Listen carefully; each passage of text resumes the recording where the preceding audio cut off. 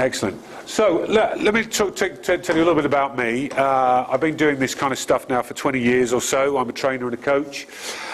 In the last 4 years, since 2010, I've set up that little baby over there called the Midlands Leadership Experience. Anybody heard of that? I know one or two people have.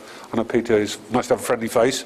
Has been to one or two of the events we do. What I do, I put events together which connects and be inspired by the region's most successful business and public sector leaders. Was anybody here for the opening address? With a gentleman, I've just invited him to be a speaker, and I'm probably going to be a speaker. That's what I like to do. I like to get top business people in a room and then fill it with lots of other business people, and then that gives us the opportunity then to rub shoulders with kind of influential people, which are the sort of people I would like to do training and coaching with. So what I'm going to do today is to give you some examples of the things that I've learned that people do to do just that, which is opening doors and closing sales. But I want to just check out why you're here.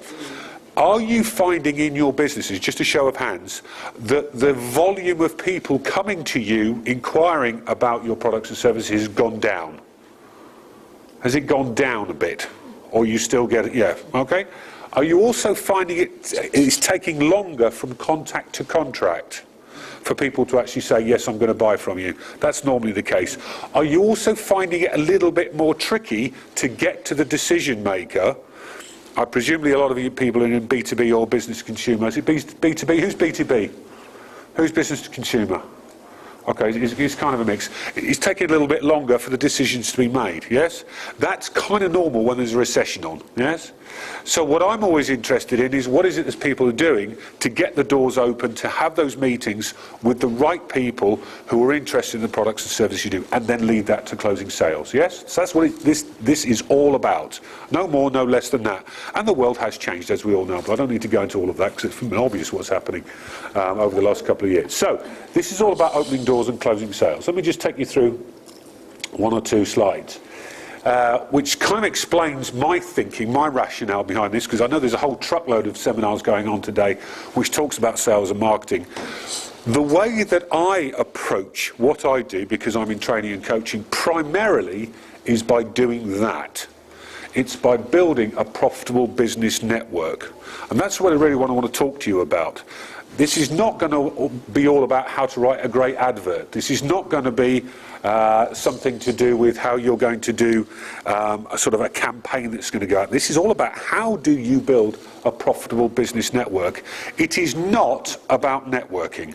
Networking is a small part. And I want to bust a very quick myth, because a lot of people think that networking is all about building a profitable business network. It isn't. Networking is all about those touch points, and you're going to have a whole bunch of them today. You're going to meet new people today. Yeah, of course you are. It's those little touch points when you can turn a contact into a relationship and a relationship into profitable business, yes? That's what networking is all about. But building a profitable business network are those people that you put around you, the people that support you, that open doors for you, your clients, the support structures, your own team, and how do you actually build that? And that's what we've spent the last 4 months putting together a video program, which I'm going to introduce you a little bit later on. I'm going to give you some tips and techniques about how do you do that. Can I just have a show of hands? Would it be useful to go through some good stuff on how to do that? Yeah, okay, because that's what you all want to do. That's what everybody wants to do. Everybody I've met who's worked in, some of the biggest organisations. I spent 3 years working at Rolls-Royce Aerospace. What do their sales and account management team do? They all want to do that. They want to build a profitable business network. If you are running a carpet shop, what do you want to do? You want to build a profitable business network. If you're running a coaching practice, what do you want to do? You want to do, everybody wants to do that if you're in the business game. If you're in sales, if you're a business owner, or you are in a sort of a business development or account manager role, that is what we're all doing. That's what we're all trying to do. So I'm going to take you some step-by-step. So let me give you a little bit of history about how that has brought me into connections with some quite interesting people. Does anybody recognise any of those characters on there? Just put your hand up if you recognise any of them on there. You may well do. Oh, whoops. Moving on its own. Sorry about that. Gerald Sittner is a good friend of mine now. He was a speaker at the Midlands Leadership Experience about 14 months ago. He runs Sittner. Anybody heard of Sittner? It's the car dealership people. He's a group managing director. That's a £2 billion business. Brian Steen. Who's here has heard of Ginsters? Yeah, you've probably heard of Ginsters. Everybody's heard of Ginsters. You may not have heard of Samworth Brothers, which is the company that runs Ginsters. Okay, that's a £750 million debt-free business. There aren't many of those around. He's the outgoing chairman. He's recently retired. This chap here, he runs Everard's Brewery. Does anybody know Everard's? Maybe had a pint of Tigers at some stage. We've also got a chap here. There's Chris Corbin in my part of the world, because I come from Ashby de la Zouch. I guess he's like the ultimate entrepreneur, because he runs Ashfield Into Focus. He started off with £200 about 11 years ago. He now runs a £100 million business called Ashfield Into Focus. So these are quite interesting characters, would you agree? So my job, and I was thinking, well, how can I get to meet those people? Because I can write them a letter, I could, you know, try and ring them up and try and get an appointment, whatever, or maybe I could find a way to help me get a connection with these kinds of people. Peter was at the last event we had a British Gas, didn't we? And we had the chairman of British Gas Business. I mean, that's quite, you know, one of the biggest employers that we've got around. We had the regional ambassador, we had a guy from Morgan Stanley, we had a chap from the Bank of England who's our regional... So he's quite influential people. Of course, if you put a room together with those influential people and then advertise it, guess what happens? Lots more of them come, because they're interested in meeting these kind of people. So that's one of the approaches that I personally take to help me build a profitable business network. And these are some of the brands that we managed to connect with. And I'm not going to tell you that all of those has translated into business for me, but I know it's translated into business for a lot of other people. Yes? But it's certainly an interesting way of operating. So anyway, this is how you go about building a profitable business network. But what we're going to do today, I'm going to tell you about a project that Glenn and I have recently got involved in, and I'm going to ask you to be our consultants. So it's going to be quite interactive. I'm going to pose a question to you about how would you go about building a profitable business network based on a very live example which we've recently taken on in the last 3 weeks, and it's very, very real. This is, you know, we're doing it day by day. This is how you go about doing it, and this isn't just Bozeat coming up with some great idea about how do you do it. This is based on the research that we've done. The people who are good at opening doors and closing sales and building a profitable business do this. They design the perfect network before you need it. Now, I'm going to ask a question. You don't have to answer if you don't want. But how many people here do you know, and it may be yourself, kind of stumble along to the odd networking event in the hope that you're going to meet somebody? Has anybody done that?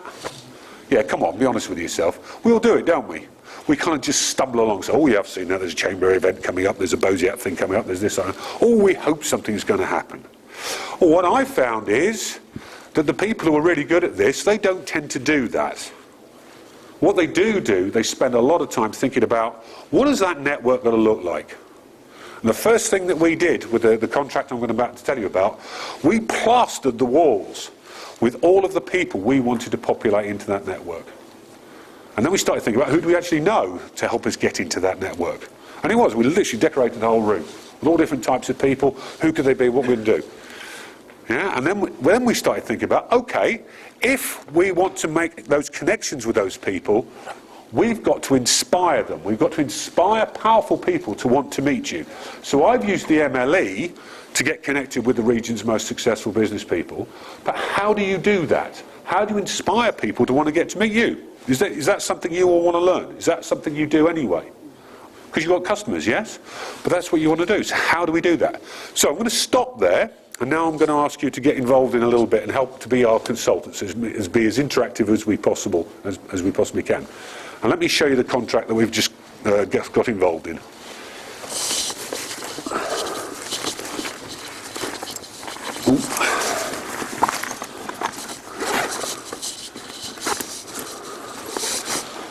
Okay, so these little babies. Quite pertinent really, because it's got soccer stars written all over it. Okay, for where we are. Anybody know what these are? Sorry, a pack of carrots? Playing cards. No, not playing cards. Anybody knows what they are? Business cards. Okay, it's a business that's growing at 400% in 2011. We suspect to be thousands of percent this year. It's called electronic cigarettes. Anybody come across those? Just quick show of hands who's come across electronic cigarettes. Okay. It is a huge market. It's going ballistic. And the company we're working with own one of the 21 factories that produce these things. and the partners behind the business have the absolute firm belief that it's going to replicate what the tobacco industry did 100 years ago. Where before they'd invented the first machine that created these things, created cigarettes that we all know about, everything was rolled up, it was chewed, until some bright spark won a $75,000 prize to invent the first machine. First run was 120,000 in the first year. 5 years later, it's 5 billion. And we all know what happens later on. You know, history is the rest. So we're now working with an organisation that's bringing these to market. Okay, so we've sat down, we've spent an awful lot of time thinking about, is the market? And the target market is the 20% of people in this country of adults who smoke. Okay, because 20% of, you know, no matter what the government does, there are people who love to smoke. I'm not going to ask you whether you smoke or not. That's neither here nor there. We're interested in the market. And we know that the market for this is currently 50 million in this country. Or 50, it's worth 50 million. It'll probably be double that, treble that, quadruple that in the next couple of years. That's what the projection's saying. We also know that there's about 600,000 people in this country who regularly use these things. There's over 2 million who've tried them. So we've done our research, we know the background, we know there's an awful lot of people who are getting involved in this. So the case study that I want you to get involved in, I want you to put yourselves in Glenn and R's shoes. Because he's the online techie guy who does all this sort of research through LinkedIn and Facebook. If you want to know how to access people using social media, he's the guy. I'm kind of like the front man. I'm the guy on the phone and I'm doing all the seminars and all the kind of stuff. That's the way we work together. So we need to design our perfect network. What I'm going to ask you to do now is to, maybe just in little groups of 3 or 4 people, just for a couple of minutes, if you were in our shoes, we've got access to the company that produces these things. We can produce any brand that anybody wants. We could do the FA brand. We could do any brand that we liked. Question would be, how would you get, or who would you market it to? I'll give you one example. We want to market it, ironically, to sports stadia. Okay, because a lot of people having a cigarette on the terraces, yes, they can't, because you're going to go off-site and whatever. But with these things, it's colourless, odourless, it's pretty much safe. According, what's the TV doctor? Hillary, was it Hillary Jones? Yeah. He's come out on TV, he said it's pretty safe and it's about as healthy as, well, dangerous as a strong cup of coffee. That's what he's basically saying. So we know it's pretty much there, so we're trying to go to the sports stadium and saying, you know, enhance your supporters' match day experience, have one of these little babies, okay? So that's one target we're going after. So we're trying to get into the bed with chairman and various people of sports stadia. So in little groups, just get together and think about who would be your target, what would be your perfect network that you'd want to get into, and then I'll ask you questions. Go for it, all right? Just little groups. Who would you target electronic cigarettes at? Where are you going to find them?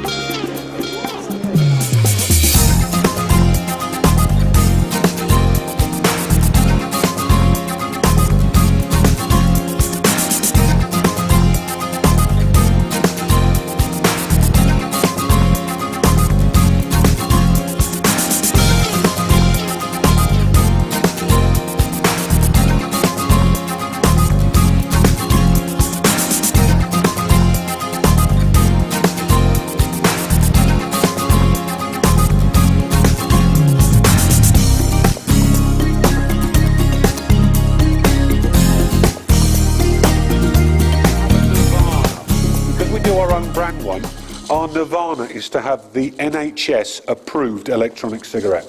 Seriously. So it's a good one. One of my friends, just so happened, that I went through college with him, he's one of the leading preeminent authorities. Can you be leading and preeminent, or is that oxymoron? I don't know. Preeminent authorities on cessation of smoking. And I went to see him actually address an audience of NHS specifically about that. And the last question of the day was, what about electronic cigarettes? Because it was all about NRT and stuff like that. So very interesting. NHS, who else?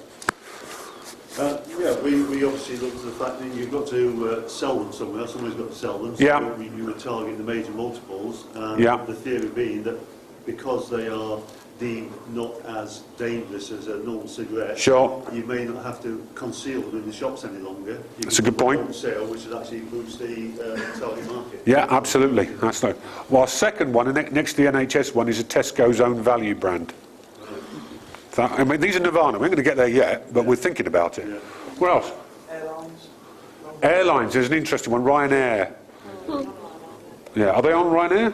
Are they all right on right now? Okay, so the airlines is another place that we can go to. So that's a good one, yeah. If you're on a very, very long flight, oh, we've got. Thank you for that, yeah. And this gentleman, actually, it's hotels, stroke restaurants, because people, you know, food, Exactly. Food, you want to eat Yep. food, you obviously Yep. want to enjoy a cigarette if you're a smoker. So. Yeah, I'm not going for restaurants yet, we're going for the cafes. So it's like Cafe Nero and Costa Coffee and all these kind of people. I've got no idea how It's we're all the going same sector we were Yeah, thinking. it's that kind of sector. Yes, it's you know, it's because people like having a... Came up with a very good idea. What's that? Because of working with people like Jamie Oliver in their I'm the celebi. Knows him. Celeb, No, yeah. no. Well, I'm talking to somebody that knows him. That's actually, but The other idea was they're to going come to the with cabinet office. cigar version for after dinners. Yes, it's interesting because we do those, we do the exotic ones. Okay. In fact, the electronic cigarette button, just for your interest, is now equivalent across the worldwide. It's now a £2 billion industry, or $2 billion, which is about the same as cigars, funny enough. So it's caught up them and it will overtake very, very quickly. So there's no interest. So yes, having sort of celebrity endorsement. One of our competitors has taken the doctor, whatever his name is, Hilary Jones, and they're using him on YouTube. But don't go and look at them because you'll find out who our competitors are. Who else? We thought pubs. Yeah, pubs. Yeah. And you've already got contacts with them, right? Yeah, exactly. Yeah. Guess what went out in the post yesterday? No, it goes out today. Yeah, it's mock-ups that's going to Everard's, it's going to Marston's, Punch, da-da-da-da. So, yeah. But there's a footnote potentially, see if the manufacturers can produce one that has a shorter lifespan. Because they can last quite a long time. Sure. And you can replace the cartridges and you can replace Yeah, the exactly. But you can have one that has a shorter lifespan, purely from a sales point of view. You can actually Not that you sell- know anything about these things intimately at all. Yeah, some interesting product issues, yes. The lighter thing. Exactly, yeah. Bigger market is selling the ones you can't. Yeah, the biggest market at the moment are disposables, and you have different ones that last a little bit longer. And I don't want to go into huge or anything about electronic cigarettes, but there's a lot going on. Anybody else? Have you got any other areas we could go to? Well, I'm just thinking foreign governments, actually. Because, I mean, like in France, where it's very acceptable to smoke, Sure. really, but I mean, are we going to try and turn that round a little bit, really? We're just focusing on the UK at the moment. Oh, right, okay, well, I just suppose that one there. But since we're well, let's just be it's a resource thing more than anything else. But Okay, you're that's absolutely fine. right. No, that's fine. Find out the countries that smoke a lot. Yeah, we smoke a lot over here, but we aren't going to have those nasty things that won't kill us. Any others? Cinemas is another one. Yeah. Is it Marilyn at the front? Yes. Yeah, you're stealing our thunder. Oh, sorry. We said hotels and Steady. wasn't my argument. Hotels. Yeah. Okay. Anywhere where everybody has a cigarette. You know, a cup of coffee and a cigarette. Is any at the back? Didn't realise it was a competitive. Celebrity endorsement. Yeah. The younger teenage smokers, people like pop stars, etc. Sure. Pop stars, see you. Yeah. Okay. Follow. Yeah, I wouldn't be surprised that over time these things might become. Do you remember? Does anybody remember the Marlboro Man? I mean, you're showing your age now if you remember the Marlboro. You might have seen the advert, yeah. But it was come to Marlboro country. I honestly, it's going to be too long. We know Johnny Depp's using them. We know DiCaprio's using them. Who? Britney Spears. So a lot of the celebs are using. So you know, there's a lot of celebrities doing it. I'm sure there'll be a pap somewhere trying to photograph, and it'll end up on YouTube or somewhere. So it's a big thing. It's a big thing. That's why we got involved in it, because we're excited in the prospect. Yep. a lot of people smoke, but not actually smoking in the house. Sure. Because they've got kids and probably got a wife who doesn't smoke. Yeah. So they go down the bottom of the garden out the Yeah. So you can get the utility people in, like David here. So you're building us a network. You see how this thing works? Yeah, seriously, if anybody's interested in coming on board, we're interested in talking to people who can open some doors with us, and there's some good money to be had behind it. So that's the first thing we do. Thank you very much indeed for some nice ideas there, which is great. So designing the perfect network before you need it, that's what you need to do. Secondly, you need to inspire people to want to get to know you. Yes? So how do you do that? How do you get people to come to you? How do you build that network? How do you create that environment where you can shake somebody's hand? Well, first of all, you've got to be there, you've got to do things, but you've got to make it easy for people. And the thing that I've found that works for me the most is make it easy for people and make it less of a commitment, and don't make it sound as though it's a sales pitch. Yes? Just make it an introduction. In my world, in coaching and training, I mean, these are just ideas for you, we are big into giving out tons and tons of information.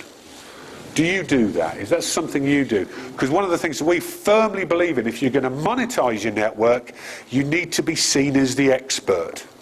You need to be seen as a source of information where people want to come to time and time and time again, because that's where they get the highest quality information, yes? Being seen as known as the guy who knows stuff, yes? That's why we put our website together, which I'll introduce you to a little bit later on if you want to go look at it. There's some good quality stuff on there. And then people start to read it and they go, well, I've never met this guy, but actually it sounds quite interesting. Oh, I've seen that again, it sounds quite interesting. I just saw him in a seminar, it sounds quite interesting. I wonder what he's got. And what people do, they go through the stages which you have to go through in any relationship-based selling. I mean, not all sales are relationship-based. If you're buying a Mars bar, you don't need any relationships with anybody. But if it's a relationship-based sale, people have to go through the steps of, you've got to know they exist in the first instance, yeah? You've got to know this person exists. The second thing, you've got to start to like them, and you've got to respect them, and then you're going to start thinking about, actually, do I trust this person? Yes? And people have to go through that all the time. Does that make sense? I'm sure that happens with you all the time. Does anybody here have people that you genuinely trust because of the products and services they offer to you? Absolutely. Do you have customers that come to you because they trust you to do a great job? Of course you do. But you have to go through all those steps, don't you?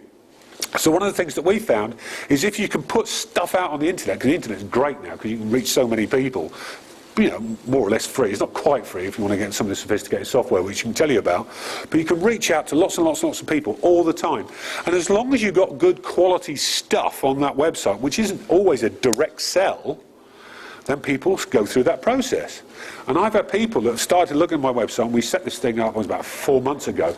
They've just met me, and they said, oh, you're Simon, yeah, you did that point. I go, I can't even remember, I wrote it about 4 or 5 months ago, and he just read it, found me, oh, you're Simon, and it's great. Isn't that a nice way to do things? Because I'm constantly out there and people are interested in the website because we've got lots of things. We put videos on it. This video will go up on there. People look at it and go, oh, yeah, this is Bozeat talking about electricity cigarettes. Oh, yeah, I'll see him. And that's an easy way to reach out to a lot of people. So one of the things that we found, if you are going to open doors and close sales, you've got to reach out to more people. Are you all finding that? You've got to spread the net wider. You've got to get out there. And what I've learned from this gentleman over here, Glenn Williams, who is an absolute genius when it comes to, you know, the back-end stuff, which is what's happening on LinkedIn and Facebook and Twitter, all these amazing things that you can use, which I really don't know, is how do you systemize it so it's working for you overnight? How do you do it? How do you set a system up so you're constantly just sending out the odd tweet, the odd LinkedIn? How do you get into 10,000 different blogs? How do you do that? This guy knows, I didn't know how to do it. How do you do that? There's pieces of software out there that will allow you to do all these things. That's what makes it exciting, because it's just constantly dripping. Dripping, dripping, dripping. And I'm getting inquiries, and when did that one come from? I have no idea where these things came from. Yeah, these things just start to appear because you're reaching out. So you need to inspire powerful people to want to meet you. Let me tell you about some of the other things we do. The MLE, I mentioned to you, we do that. That's kind of like the primary door opener because it's quite high profile and we get lots of high profile people there. But let me tell you about some of the other things that I do know that people... Who here runs kind of like educational seminars? Yeah, you do that. Okay, so educational seminars, I know Peter runs a fantastic... If you want to get to know people in Nottingham, come see Peter. He's got a fantastic networking group, seriously. Been to some great people there if you're interested in going into the Nottingham market. So seminars will be a good thing to do. Running your own networking club. I used to run a club in Ashby de la Zouch before there was lots of Me Too's all over the place. And they were charging ridiculous fees, and I thought, well, I can't compete with that, so I stopped and then just wanted to go for the big boys after that. Any other ideas? Any other ideas? Any things that you've got? Because we've got, on the video program I'm going to tell you about later on, we've got 7 specific strategies on how to do each one in detail. But how do you inspire powerful people to want to meet you? How do you do it in your business? Just shout out a few. How do you do it? E-shots, emails. E-shots, emails, so constantly you're getting opt-ins onto your emails, which you're constantly putting something out, informing people, educating, absolutely. Meeting people that they know that can introduce you. Yeah, absolutely. Creating what I would call a referral strategy, which is opening up a door to another door to another person, yes? I look at anybody in here, you will know someone in the region of about 2,500 people. That's what the average says. Some of you will be 10,000, some of you might be less than that. You all know good people. You may not know the good people. I found out that since I started doing the How to Build a Profitable Business Network, I started talking to my old schoolmates about it, my old college mates about it.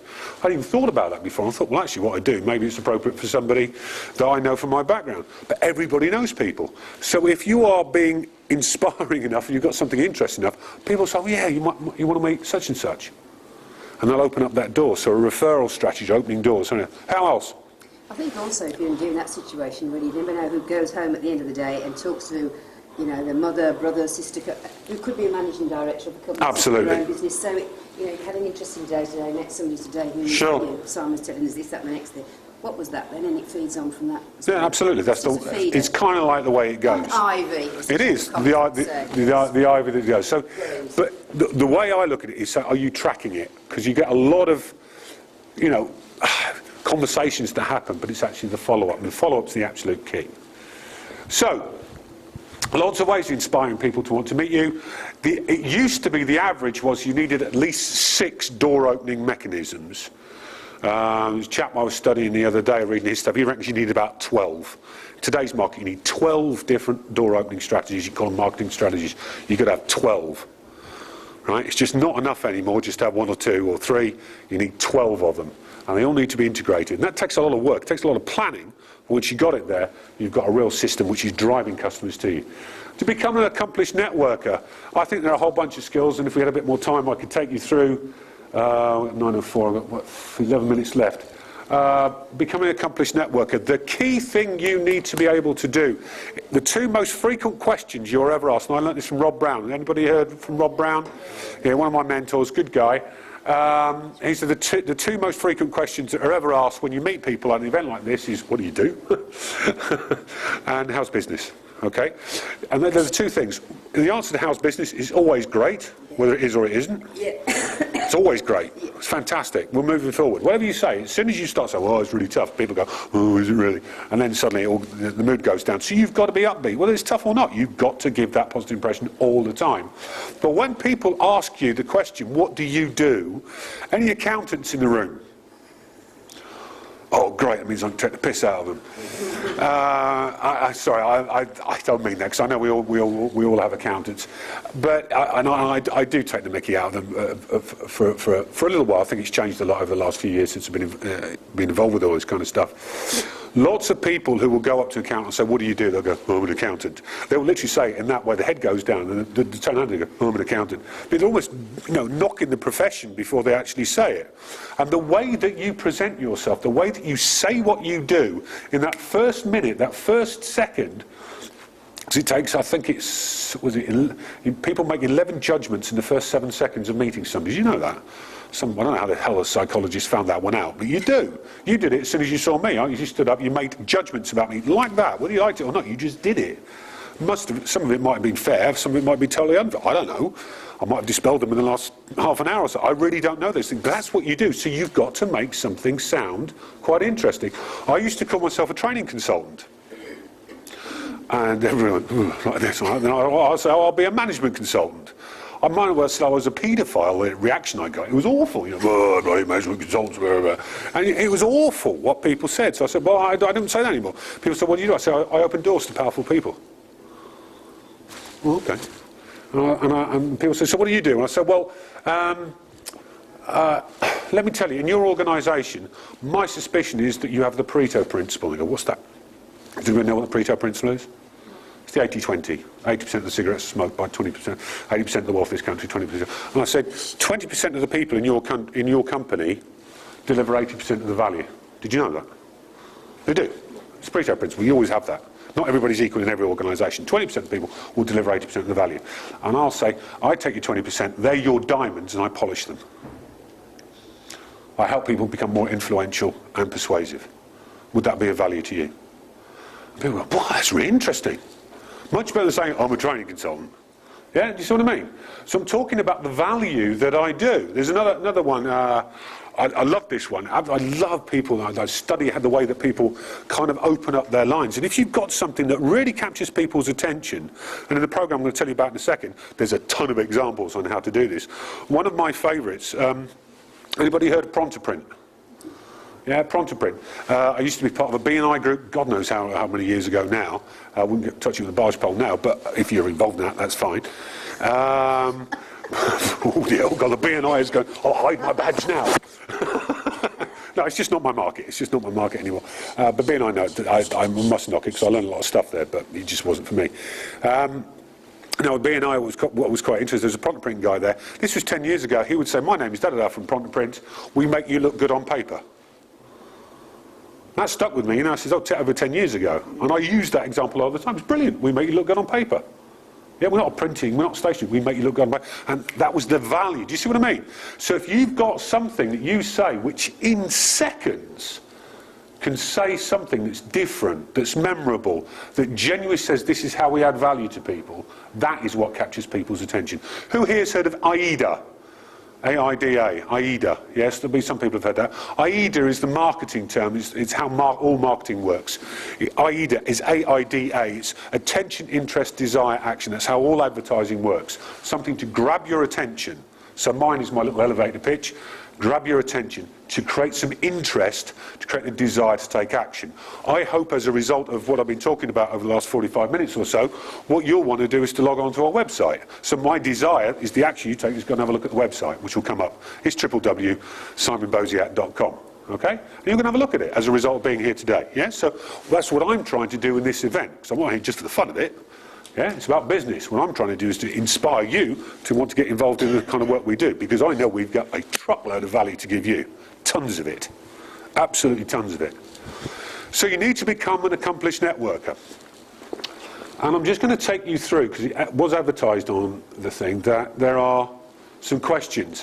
One of the key things that you need to understand if you are ever going to get involved in selling to anybody is that if people are going to buy from you, and they need to understand that the value that you are going to offer them has to be able to take their pain and achieve some sort of gain. That's the way that all sales work. That's the root level of all sale.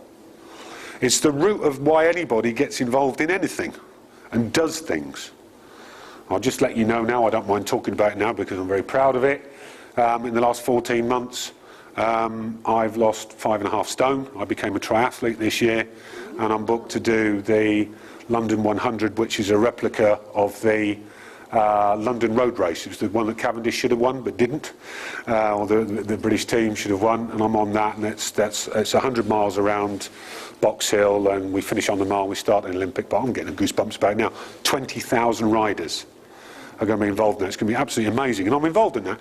Now, why did I go down that route? Because it hurt. I was a big guy, you know, far too big for my own route, and it was uncomfortable being that size. So if you're going to try and sell to something, you've got to find out where the pain is. Where does it hurt? You know, what challenges have you got? What problems have you got? I saw an advert the other day saying, do you have your problems with your accountant? That was an advert for an accountant. Do you have problems with your accountant? So somebody's put an advert out that says, where's the pain? I want to know the pain. And I want to know how big the pain is. And I want to know the effect of that pain. And a lot of people, when they're getting into selling for the very first time, don't go there. They just want to talk about their product or their service and how great it is and it can do all these great things for you. The top people we know are like surgeons, they're like doctors. What's the first thing the GP says when you get into go and see him? They say, where does it hurt? That's what they do, don't they? Surgical, they want to know where it hurts. I know a friend of mine went to see a doctor. He said, doctor, it says, it hurts when I do that. So the doctor says, well, stop doing that. Well, I thought it was funny. Anyway, so that's what you want to do. The first three things is really find out the level of pain that people have got. First three things, first three questions. How much does it hurt? Where does it hurt? What's the effect of all this pain? Is it reasonable to suggest, do a quick show of hands, that the products and services you sell to people, do they take people's pain away? Yeah, of course they do. What's your, you put your hand up, you sound like you've got a great service. What is it, or product? Once a year I do sales training. Okay, so you do sales training. So what's the pain that you're trying to alleviate from people? People are finding it difficult Yeah, to sell. yeah, they're finding it difficult to sell. So you want to, that's probably the question you could say, you know, what's your sales been recently? Has it gone up or has it gone down? Is the return that you're getting for your sales time is enough? So a whole truckload of questions to dig out the pain that a sales manager or sales director might be having. Then this is a key question. Is anybody familiar with NLP?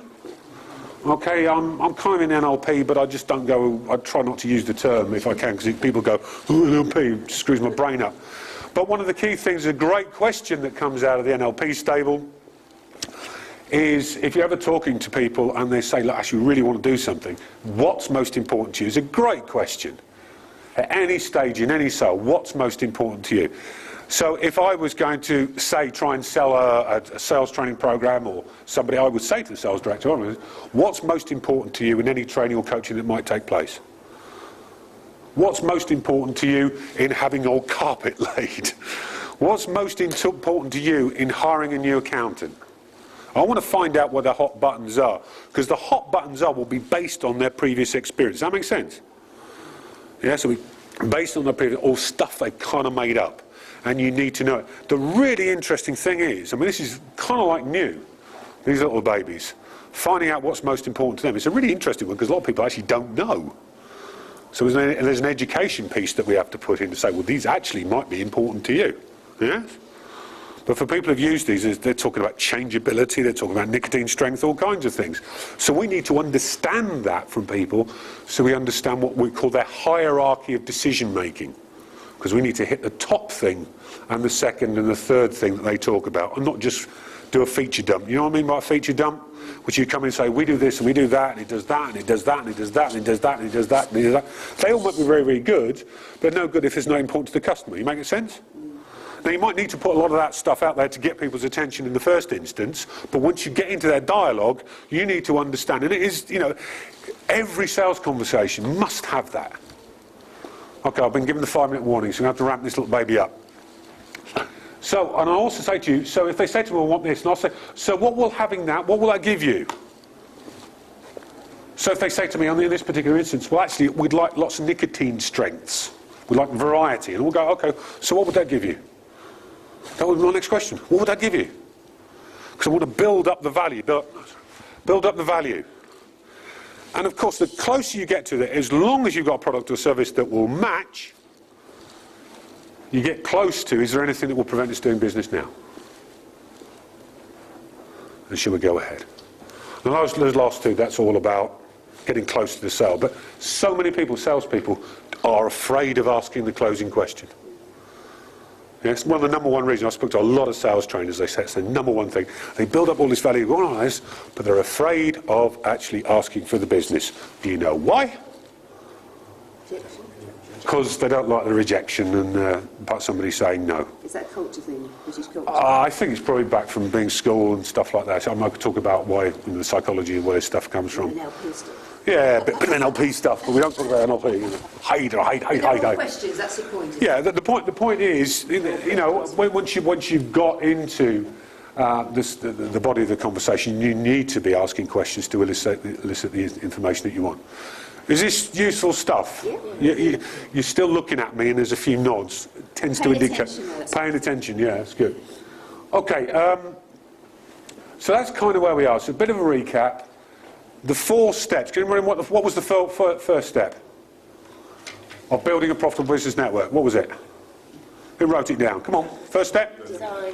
Yeah, you've got to design it. You've actually got to smart. That's our network. Stop randomly going to things and put your blooming network up there, because what you do, as soon as you start to see those people, you start figuring out where they hang out. And you start thinking, I need to be part of that organisation or that organisation or whatever. And then you become much, much more focused when you've got your map. Just to add to the confusion, there's 168 networking groups in East Midlands. Oh, that's useful, isn't it? That's the best one, closely followed by Peter's. Okay, yeah, there's a lot of them. Yeah, because people like to go into these things. No, I'm only kidding. Peter's is a super group, and I genuinely mean it. It's got some great people there. Secondly, what was the second step? Yeah, you've got to inspire people. You've got to create a way that people want to come to you. We have to take them through that, like, respect, know, da-da-da-da. What was the third step? Yeah, you've got to become an accomplished network. You've got to know how to do that. You've got to know how to use rooms. You've got to know how to use contacts. I know a lot of people, great contacts, but they don't do anything with them. Okay? And lastly, you've got to make some money out of it. All right, that's the 4 steps we go through. Okay, I'm just going to do a little bit of a pitch now, if you don't mind. Because we've spent 4 months over the summer, me in the studio, him behind the camera, putting everything that I've learned about all of this stuff onto an online video program. That's what we've done. It's all there. You've had a look at some of that. Well, thank you very much indeed. It's certainly worth a look. It gives you 24/7 access. There's 30 separate video-based modules based on all of the things that I've taken you through.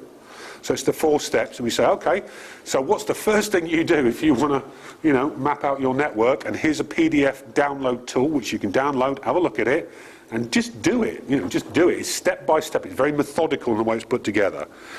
And you get lifetime membership. Once you sign up to this thing, you got lifetime membership.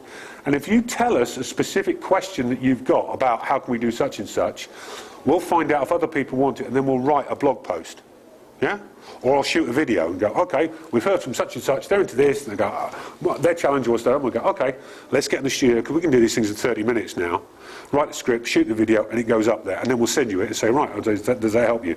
So the beauty about everything on the internet now is you can make it interactive, and you don't have to be in the same room. That's why we did it, so you can reach out to so many more people. Yeah? So it takes you for the 4 steps, and there's a whole truckload of bonuses on there as well. So that's what we've got for you. It's normally 199 quid. Today we're going to do it for £79. Okay? If you want to come up and see me afterwards, talk about it, that's fine. Otherwise, what I suggest you do is go to www.simonbozeat.com, or give us your card and we will just connect you straight onto it. You get 2 free videos so you can look at it. There's one on the most important communication skill of all, and the other one is 10 things you should stop doing when it comes to networking or building a profitable business network. And one of them is stop going to random networking events, which are a waste of everybody's time. Stop it. Stop doing that. All right? And stop going unprepared as well. So how to build a profitable business network. I'm just going to give you one last thing from a chap called... Does anybody know Andrew Granger? Has somebody ever let their house through Andrew Granger? He's one of the best known. My kind of patch is around Leicestershire and East Midlands. Andrew Granger runs... Andrew Granger, they are chartered surveyors, they are estate agents. He was one of the first people to invest in the programme. He's very, very well known. He's the kind of guy that would speak. He ran the local chamber, he's run all kinds of things, but he's an extremely well known, terribly respected figure in the entire county. And he said, I'm constantly reminding my directors and management team about the importance of networking to promote good public relations. Constantly doing that. So we invested in how to build profitable business network for 3 reasons. What Simon covers chimes exactly with his own thoughts, and we spent a long time chatting. I was saying, am I talking about the stuff that really, I don't want made-up words just for testimonial. Does this really chime? He said, exactly. What I talk about is practical and it's well-researched. Nothing that I talk about is just made out of Bozeat's brains or fantasy. It's what people really do. And there's some good examples. And I like the fact that he was assured by the impressive comments from some of the people that I've had the privilege and pleasure of working with. Okay, so we've got some forms here. If you want to come and sign up now, we can talk about it. We've only got 15 minutes because I know a few people need to go. Do please go and have a look at the website or leave us your card, and we'll put you onto this. But we're only here to add masses and masses amount of value, because that's the only way you can do business, isn't it? Okay, so if you want to build a profitable business network, then we can help you do that. And it's all about cutting corners so you can do things faster. Thank you very much indeed for your time. Enjoy the rest of the day, and I'll be around with Glenn as well. Thank you very much.